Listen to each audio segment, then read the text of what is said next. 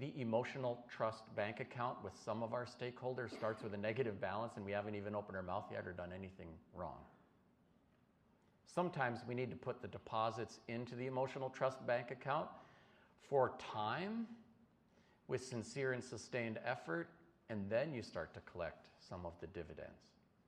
We can't just wish it away or do the very American thing to pretend that we're all ahistorical. We are the products of history, and we are making history. It didn't all happen in the past, it's happening now. You couldn't go to your psychologist and have them say, do not tell me about your mother or anything that's ever happened to you before. You're only going forward from here. Well, why do you think I'm in therapy? We have to unpack the previous chapters so we can build the new, healthier, happier, better chapters.